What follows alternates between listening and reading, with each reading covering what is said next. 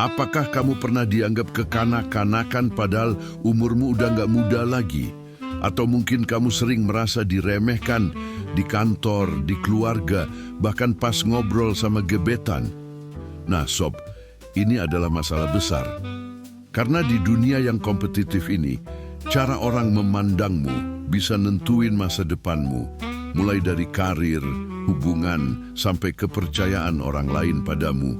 Tapi tenang, hari ini aku bakal bocorin 5 rahasia yang bakal bikin siapapun langsung ngelihat kamu sebagai orang yang dewasa, berwibawa, dan layak dihormati, meskipun umurmu masih muda. Nggak peduli kamu mahasiswa, fresh graduate, atau bahkan orang biasa, teknik-teknik ini udah terbukti berhasil. Banyak orang yang udah pernah coba. Nah, sebelum mulai, pastikan kamu tonton sampai habis.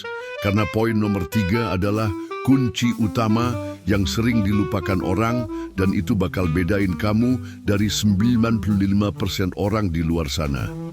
Oke, langsung aja kita masuk ke poin pertama. 1. Kendalikan suara emosional. Pernah nggak sih kamu lihat orang yang marah-marah nggak jelas di tempat umum? Atau mungkin teman kerja yang langsung defensif pas dikasih kritik? Penelitian dari Harvard Business Review, 78% profesional sepakat. Orang yang gampang emosi dianggap tidak kompeten, sekalipun mereka sebenarnya pintar. Sekarang bandingin sama orang yang tetap tenang waktu ada masalah. Misalnya, waktu meeting ada klien marah karena project delay. Daripada ikutan emosi atau nyalahin tim, mereka justru bilang, "Saya paham kekesalan Anda, mari kita cari solusi bersama." Ini namanya emotional regulation, kunci utama kedewasaan. Ini dia cara mempraktikannya. Pertama, jeda 3 detik sebelum bereaksi. Otak butuh waktu untuk switch dari emosi ke logika. Kedua, pakai kalimat netral.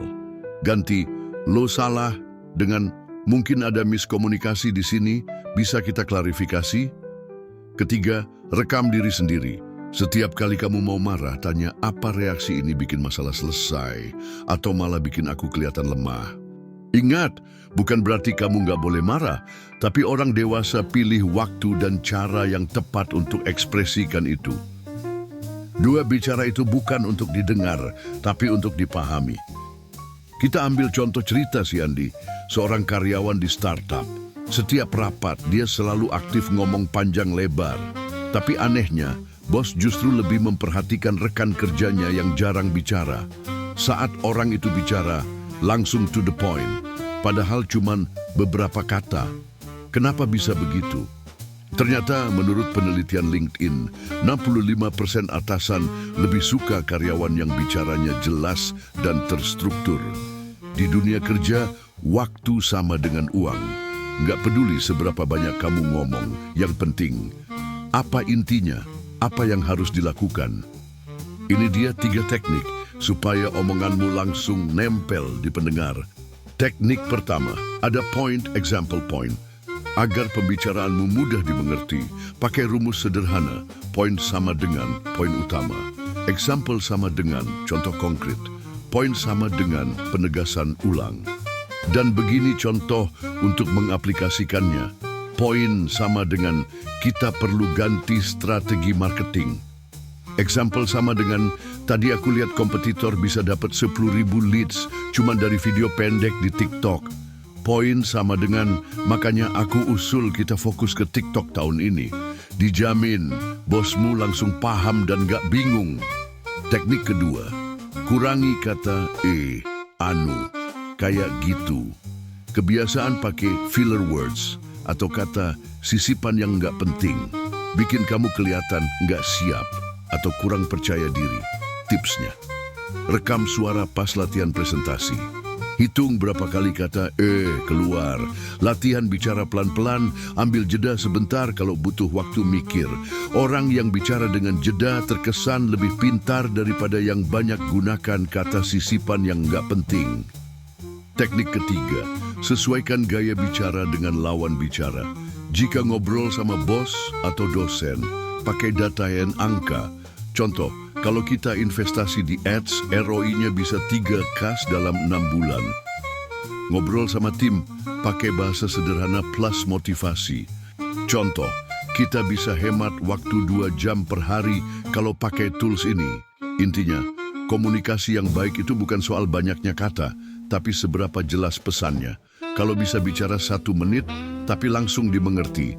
Ngapain bicara 10 menit, tapi bikin orang bingung. 3. Kuasai bahasa tubuh orang berwibawa. Pernah nggak kamu perhatiin orang yang baru masuk ruangan, tapi langsung bikin semua orang silent respect? Padahal dia belum ngomong apa-apa. Rahasianya, bahasa tubuh. Studi UCLA membuktikan 55% kesan pertama ditentukan oleh bahasa tubuh. Bahkan, orang lebih percaya pada gestur kita daripada kata-kata. Ini rahasia yang dipakai diplomat dan public speaker. Saat menjabat tangan, genggam penuh bukan ujung jari, tekanan sedang, kontak mata plus senyum. Dan jika ingin terlihat lebih berwibawa, posisikan telapak tangan sedikit di atas. Lalu hindari gestur kekanak-kanakan. Mainin rambut, garuk-garuk kepala atau kaki goyang-goyang sama dengan tanda gugup, tidak profesional. Bahu tegap, dada terbuka, tangan tidak menyilang. Ini meningkatkan hormon testosteron dan mengurangi stres. Latihan sederhana yang kamu coba, rekam diri kamu selama 1 menit bicara, lalu analisis. Apakah bahasa tubuhmu mencerminkan orang yang percaya diri atau justru terlihat ragu? 4. Jadi pendengar yang aktif. Tahukah kamu, menurut penelitian Stanford, 90% orang gagal listening with intent. Mereka hanya mendengar untuk menunggu giliran bicara, bukan untuk pahami. Padahal kemampuan mendengar adalah superpower orang dewasa. Bayangkan kamu curhat ke teman, tapi dia malah sibuk kasih solusi tanpa ngerti perasaanmu. Bete kan? Ini dia teknik active listening ala psikolog. Teknik pertama, parafras. Ulang inti pembicaraan dengan kata-katamu. Jadi, maksud kamu, deadline ini butuh prioritas lebih ya? Teknik kedua, tanya terbuka. Ganti, sudah selesai dengan apa tantangan terbesar yang kamu hadapi di proyek ini. Teknik ketiga, berikan listening cues. Anggukan, eye contact, dan respons minimal. Aku paham, wajar kok kamu khawatir. Orang dewasa paham, terkadang mendengarkan lebih powerful dari bicara. 5. Tampil sesuai tempat dan situasi. Coba bayangin ini sob, ada cowok datang ke acara bakar-bakar ikan di pantai, tapi bajunya jas lengkap, kayak mau nikahan. Atau sebaliknya, datang ke meeting sama calon investor gede, tapi cuma pakai kaos oblong dan sandal jepit. Salah?